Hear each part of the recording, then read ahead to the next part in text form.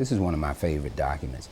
It was petitioning Congress for compensation, asking for $7,000 for the destruction of their church by Union troops led by General Sherman. I'm Reginald Washington. I'm a senior archivist with the National Archives here in Washington, D.C. The document lists 234 members of the congregation. Some of the names have X's between the first and the surname, and that indicates that the person couldn't read or write. And some of the other names are certainly written out, so it suggests to me that there were both free blacks and slaves as congregants in the church.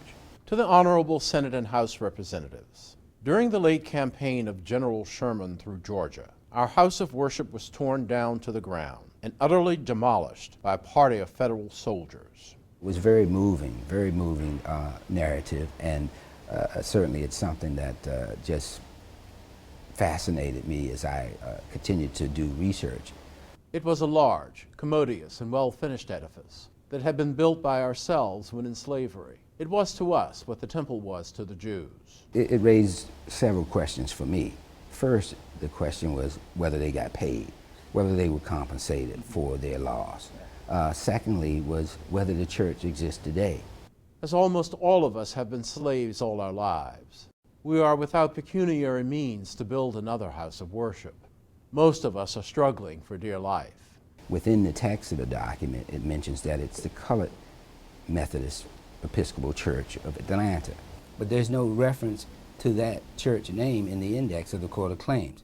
I decided that let's take a look and see if the church claim was resubmitted by an individual. Two people came in mind.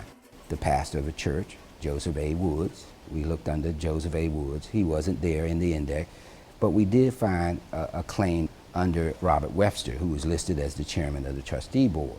I'm looking at the case file for Robert Webster. He had made claim for some mules and horses and some tobacco that had been taken from him by Union forces. One of his witnesses was a Joseph Wood. Joseph A. Wood, being called and sworn, says, "I am a minister of the African Methodist Episcopal Church. I had charge of Big Bethel for 2 years."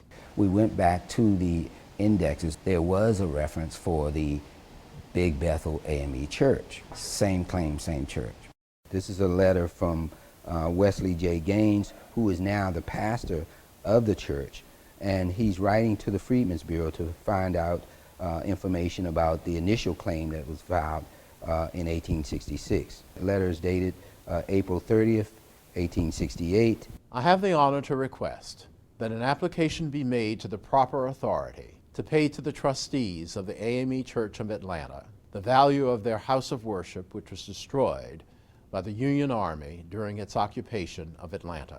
The Court of Claims collected the evidence and determined it probably wasn't worth $7,000. The reasonable value of the church building was the sum of $900, no part of which appears to have been paid. The church had been used before the Union troops arrived as a Confederate hospital. If it was destroyed by federal troops, indeed, then it was by an act of war. When the dark days of war had passed, and we gathered again here from our wanderings, our holy and beautiful house was a mass of ruins. 1915, there was introduced in Congress a huge omnibus bill that was going to deal with those persons or those institutions that had filed claims for compensation during the Civil War.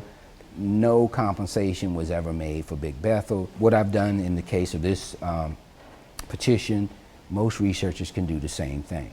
We make a great effort to try to assist researchers in every way we can. We don't do the research for them, but we map out the strategies that might be useful in finding records here at the National Archives.